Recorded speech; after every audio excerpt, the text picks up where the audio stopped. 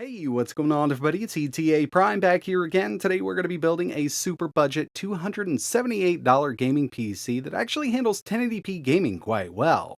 And by the end of this video, you'll have an idea if this is something you want to do or hold off for something a bit more powerful. So what we've got here is a super cheap 1080p gaming machine that I recently put together using parts from eBay, Amazon, and Aliexpress. It's definitely not the prettiest gaming PC on the planet, but it gets the job done, and one of the big reasons I was able to keep the price way down is the GPU I opted to use. It actually only cost me $33 new from AliExpress, and we'll talk more about it in a second. But first things first, let's talk about the case here. So this is one that I've actually used in the past. New, these are about $54, but recently I was on eBay looking for parts. I found this for $40. It was open box. It does come with a 400-watt power supply, and that's going to be plenty for all of the other parts we have here. But this is known as the Rosewell FBM X2. Next on the list, let's talk about this GPU I opted to use. So the RX 580 is definitely getting dated, but they're coming down in price if you want to pick one up used on eBay. And I really do think it's kind of the last hurrah for the RX 580, so upgrading down the road is something you might need to think about. But this one only cost me $33 new over on AliExpress, free shipping, and it did take about 3 weeks to get here, so I did have to kind of wait it out. And I do have some concerns about it. Now, I've seen a few reviews on these cheaper RX 580s. Some people really got an RX 580, some people ended up with an RX 570 with a BIOS flash. And by the end of the video, we will do a teardown, check out the chip just to see exactly what we have here. And to tell you the truth, a used RX 580 8GB model over on eBay is around 60 bucks. You can actually find it for a little less if you just keep your eye out. So I would go with a reputable brand, but this is one of those off-kilter cards that I've been wanting to try out for a little while. You'll see these all over the place, anywhere from 30 bucks up to $60 over on Amazon, AliExpress, and even eBay. Flimsy plastic shroud, but overall, I mean, it is a GPU. It does take an 8-pin PCIe connector. Pretty decent cooler here, it's nothing special. We've got 2 full-size display ports and 1 HDMI port. It's going to be really interesting to see how this thing performs, but moving back over to the other parts I opted to use, motherboard is going to be handled by an Asus B450. Retail on these is about $70. Not a horrible deal, it's not the best board in the world, but I ran across a nice little bundle deal. These were used parts from eBay, $66 for 16 gigs of RAM and the motherboard. But if you can't find a deal like that, you can always pick up a board for about $55 that's going to work with a nice little AM4 CPU. And speaking of the CPU, I went with the AMD Ryzen 5 5600 non-X variant. $100 over on eBay, and if you wanted to go with the 5600X, they're about $128. And those are buy it now prices, but if you wait it out, bid a little bit, you can get them much cheaper. And the final thing we need to talk about here is storage. I never go used with storage. I just went with a 512GB M.2 SSD, a Team Group MP33 for $39 over on Amazon. If you need more storage, obviously it's going to be a bit more, but overall with this PC, I've only got $278 into it right now, and I'm super interested to see how this thing performs. And again, by the end of this video, we will do a teardown on this GPU to see exactly what we really have here. Now, it's advertised as an RX 580, but you can always take an RX 470, flash a BIOS to it, and it'll show up as an RX 580. You can also use the 570, 570X. I've seen all kinds of crazy stuff being done with these cards, but there's really 2 ways to tell. Check out the performance, kind of compare it against the RX 580, or do a teardown and check the numbers on the chip. We're going to do both with this video, but the first thing I wanted to do was just take a look at how this thing performs overall. So to recap, we've got that 6-core, 12-thread Ryzen 5 5600, 16GB of DDR4 at 3200 MHz, and of course the RX 580 maybe. Okay, so let's go ahead and check this thing out. I've actually been up and running for a little while, and the GPU is holding stable. I haven't had any issues whatsoever. As you can see, we've got that AMD Ryzen 5 5600 non-X variant, 16 gigs of DDR4 at 3200, and the RX 580 does show up as a Radeon RX 580 2048 SP. One thing I noticed when I was installing the AMD driver, I tried to use the auto installer, so I just downloaded the full package for the RX 580 from their website, and once it was installed, I noticed that I have the Pro Edition, and I didn't make any kind of choices or anything to get the Pro Edition. Now it's working pretty well, and everything else is telling me that this is an RX 580, but again, like I said, the 470 can be flashed. There's a ton of cards out there that can be flashed to show up as the 580. But through my benchmarks and everything, it definitely looks like we've got a real RX 580 here, and it's not far off. I mean, the card is definitely dated.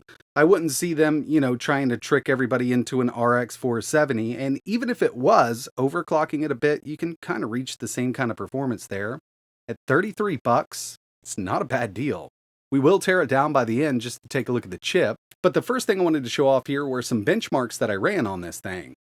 First one here is some OpenCL performance using Geekbench 6. We got a 38,250, and if we go ahead and browse their website, you can see this is falling right in line with the RX 580 that they have listed, so we're really close there.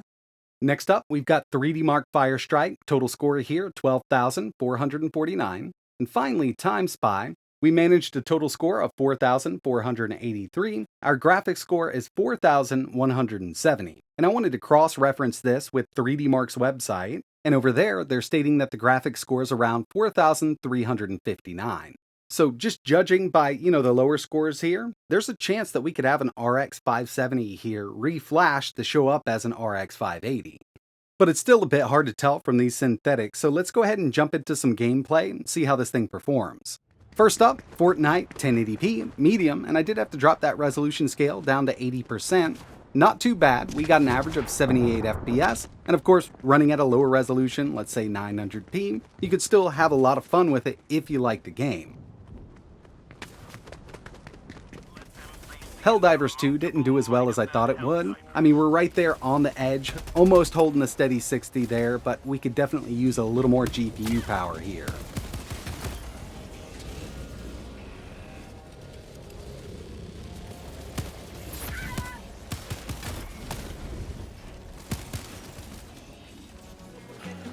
I also wanted to test Shadow of the Tomb Raider, so I just used the built-in benchmark. We're at 1080p medium settings, and at the end of this benchmark, we had an average of 67. So yeah, I mean, it is playable at medium 1080.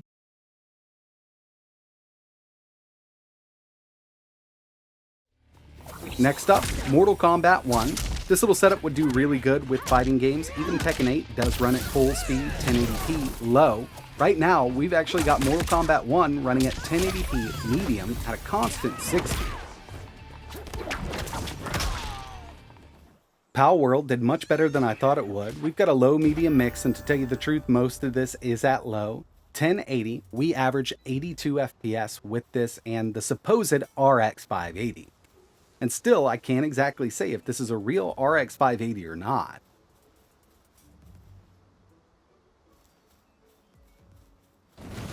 I knew this game was going to run phenomenal on this setup. It's just one of those games that works really well in a lot of different systems. Forza Horizon 5, 1080, high. We had an average of 92 FPS. So this is one of those that's definitely going to be playable on a little PC like this.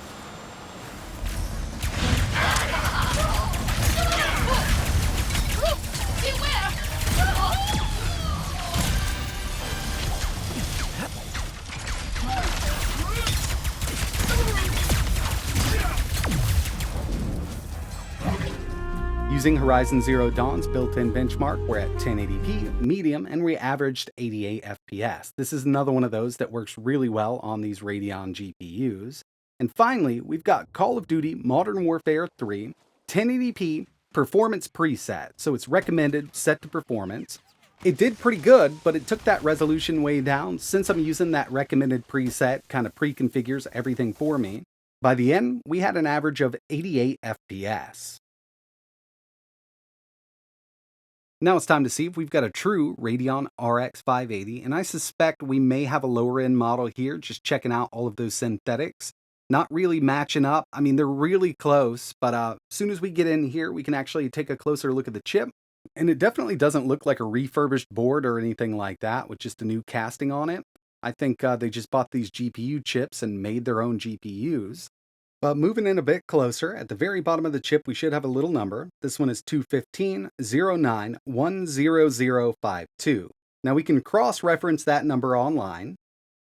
Over on Tech Power Up, the AMD Radeon RX 580 should have the GPU variant 215-09-10038. So unfortunately, it doesn't look like we've got that Radeon RX 580 chip here. What it looks like we have is the AMD Radeon RX 570X with a 580 BIOS. It is running the same kind of clocks on the GPU, but memory is a bit slower, and in some games, you got an 8% difference between the two, but that's with the stock clocks of that RX 570X.